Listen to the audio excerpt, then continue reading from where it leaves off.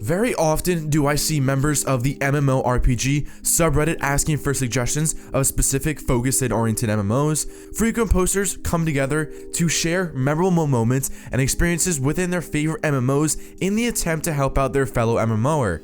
So this will be my concrete attempt in building a top list accompanied by 2, 3, or possibly 4 honoraries to help gamers explore a new world. Although this video will be focusing on specifically the best PvP oriented MMOs, I will be touring a few other MMOs for which will make up some of the best PvE oriented MMOs, those who offer hands down the best questing experience, and a few others in separate videos. This list is compiled by myself through research and personal experiences, yet I try my absolute best to disregard bias, so if you believe that an MMO you had in mind should appear as a top PvP MMO, then please share it in the comment section below. Although some of these MMOs are not entirely focused on only PvP, their systems and mechanics have led them to develop fan bases revolving primarily around PvP. These MMOs are special in their own respect, whether it's due to having the most balanced PvP to delivering a fun open world experience. Without further ado, follow me while we explore the lands of cold-blooded killers and identify the best PvP MMOs.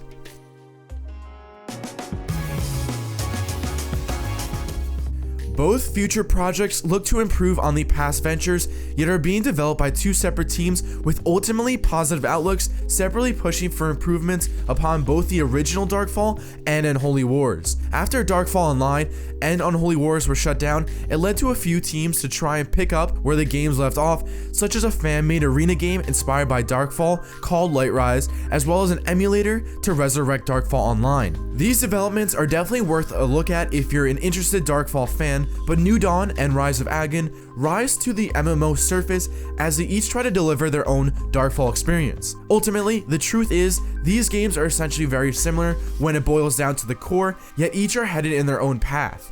New Dawn will try to retain the Darkfall Online atmosphere while adding a little bit more features that will create for a far more team-oriented experience. New Dawn will attempt to focus on player freedom and player choice, where the impact of the player is the design for the core philosophy, instead of focusing on arena play. On the opposite side of the spectrum lies Rise of Argon, where the team's focal point rests in maintaining the way that the original Darkfall was tended to be towards the end of its lifespan, but they really want to optimize it and focus on the arena gameplay. Where New Dawn seeks expansion and addition of sandbox features, Rise of Argon main's focus is on optimizing where the game originally failed. Both are definitely worth a try, but keep in mind these developments are still fairly new and these servers aren't always open as of right now, but keeping an eye on the projects should be worth it for those who are seeking strong PvP MMOs.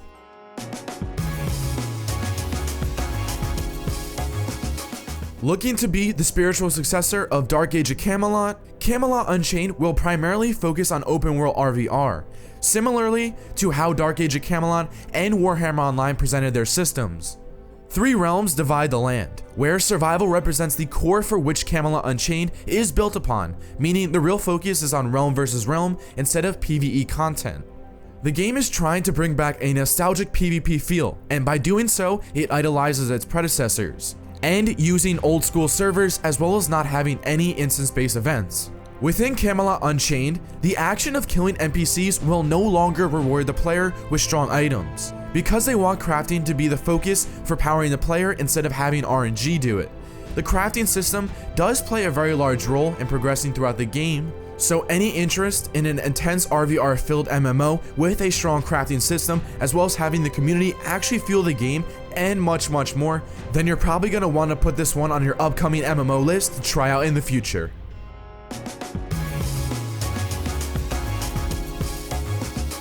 Introducing a bright future where the heart of the game lies in a seamless open world player versus player involvement. Crowfall also focuses on castle sieges, yet they enhance the experience by letting players define their own kingdom, for which will be used to fuel the army and campaign to take down other players.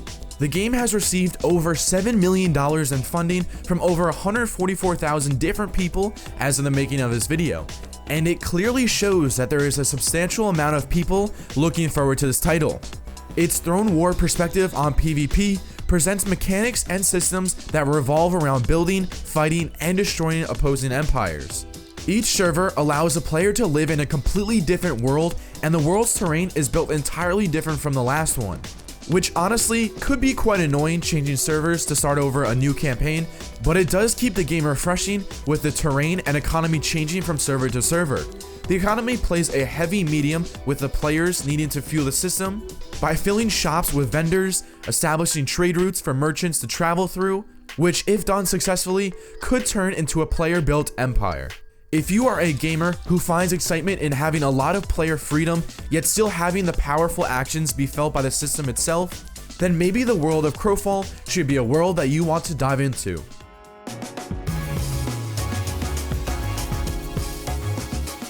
One of the most successful MMORPGs to date, EVE Online's player versus player environment has been notorious when it comes to players losing tons of items and in-game currency as well as resources due to losing their ship through the system.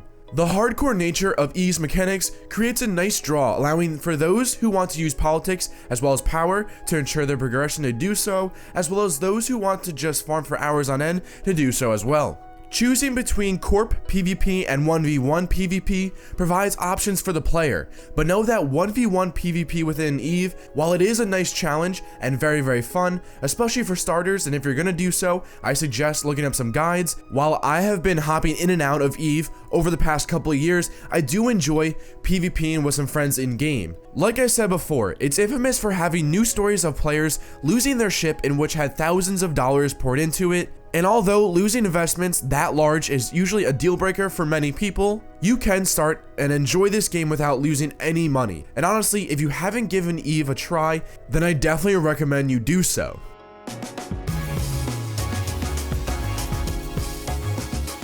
One of the truly amazing PvP experiences throughout MMO history, but unfortunately, as time has gone on, the population has thinned out a bit. Fundamentally, the open world PvP was far ahead of its time, and was able to outlast Mythic's largest project, Warhammer Online. Where Warhammer Online thrived, Dark Age of Camelot was far more dynamic because of the third realm that delivered for a more versatile experience. Dark Age of Camelot boasts realm pride and is really enjoyable when you find friends, guilds, or simply like-minded individuals, because banding together to flip enemy keeps or stealing relics is incredibly fun, and at higher levels, pretty rewarding. On top of RVR, they also offer Battlegrounds, but it's pretty standard to what you can expect from some other MMORPGs out there.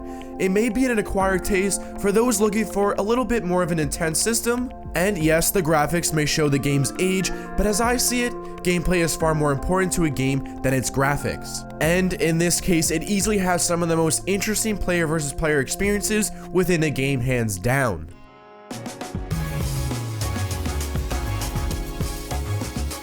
I know I usually defend Warhammer Online with high regards despite its numerous problems and issues, yet it still delivered an absolutely amazing PvP experience. Realm vs. Realm built the entire community into what it was and could be played for hours on end, fighting back and forth between the Destruction and the Order. Dark Age of Camelot may have had an extra realm to add to the diversity, but something about this experience has stayed with me far longer than what I had when I played Dark Age of Camelot. Although Mythic closed and Warhammer shut down, I have been spending my time in Return of Reckoning, which is the private server, because of the nostalgia trip that it gives me. And I have seen a lot of comments through many subreddits and things where people actually do not even know that there's a private server for this game, so if you're one of those people, please check it out and try it out. But the honorary for Warhammer comes due to only having a private server, and with that comes a lot of problems with DDoS issues, as well as peak times, where the other times throughout the day, it's a little bit of empty. Nonetheless, do not let a private server hold you back on this one, because the open world PvP experience is some of the best.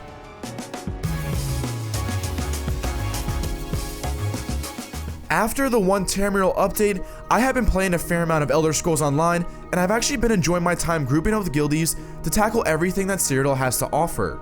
And it really is some of the most enjoyable PvP that I have participated in, aside from when I play Warhammer Online's private server.